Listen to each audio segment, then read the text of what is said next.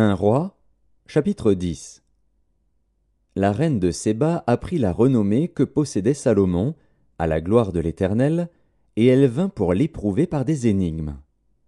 Elle arriva à Jérusalem avec une suite fort nombreuse, et avec des chameaux portant des aromates, de l'or en très grande quantité, et des pierres précieuses.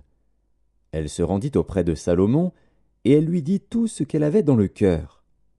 Salomon répondit à toutes ses questions, et il n'y eut rien que le roi ne sût lui expliquer. La reine de Séba vit toute la sagesse de Salomon, et la maison qu'il avait bâtie, et les mets de sa table, et la demeure de ses serviteurs, et les fonctions et les vêtements de ceux qui le servaient, et ses échansons, et ses holocaustes qu'il offrait dans la maison de l'Éternel.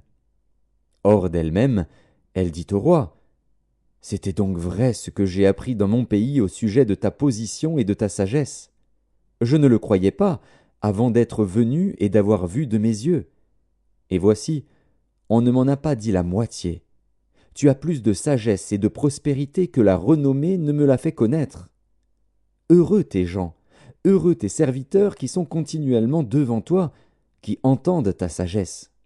Béni soit l'Éternel, ton Dieu, qui t'a accordé la faveur de te placer sur le trône d'Israël. C'est parce que l'Éternel aime à toujours Israël qu'il t'a établi roi pour que tu fasses droit et justice. » Elle donna au roi 120 talents d'or, une très grande quantité d'aromates et des pierres précieuses. Il ne vint plus autant d'aromates que la reine de Séba en donna au roi Salomon. Les navires de Hiram, qui apportèrent de l'or d'Ophir, amenèrent aussi d'Ophir une grande quantité de bois de santal et des pierres précieuses. Le roi fit avec le bois de santal des balustrades pour la maison de l'Éternel et pour la maison du roi, et des harpes et des luttes pour les chantres. Il ne vint plus de ce bois de santal, et on n'en a plus vu jusqu'à ce jour. Le roi Salomon donna à la reine de Séba tout ce qu'elle désira, ce qu'elle demanda, et lui fit en outre des présents dignes d'un roi tel que Salomon. Puis elle s'en retourna et alla dans son pays, elle et ses serviteurs. Le poids de l'or qui arrivait à Salomon chaque année était de 666 talents d'or, outre ce qu'il retirait des négociants et du trafic des marchands, de tous les rois d'Arabie et des gouverneurs du pays. Le roi Salomon fit 200 grands boucliers d'or battu, pour chacun desquels il employa 600 cycles d'or, et 300 autres boucliers d'or battus, pour chacun desquels il employa 3 mines d'or. Et le roi les mit dans la maison de la forêt du Liban. Le roi fit un grand trône d'ivoire, et le couvrit d'or pur. Ce trône avait 6 degrés, et la partie supérieure en était arrondie par derrière. Il y avait des bras de chaque côté du siège, 2 lions étaient près des bras, et 12 lions sur les 6 degrés de part et d'autre. Il ne s'est rien fait de pareil pour aucun royaume.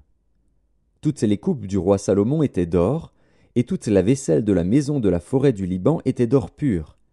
Rien n'était d'argent. On n'en faisait aucun cas du temps de Salomon. Car le roi avait en mer des navires de Tarsis avec ceux de Hiram.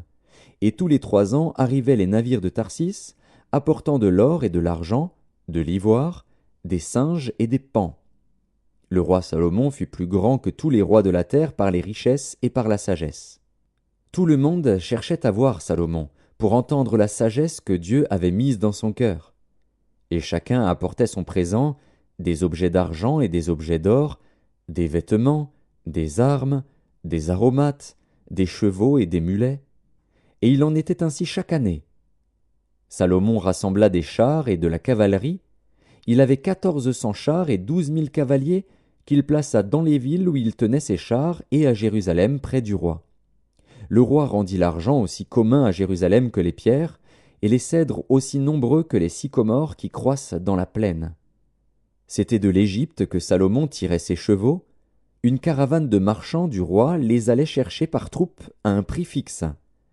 Un char montait et sortait d'Égypte pour 600 cycles d'argent, et un cheval pour 150 cycles. Ils en amenaient de même avec eux pour tous les rois des Hétiens et pour les rois de Syrie.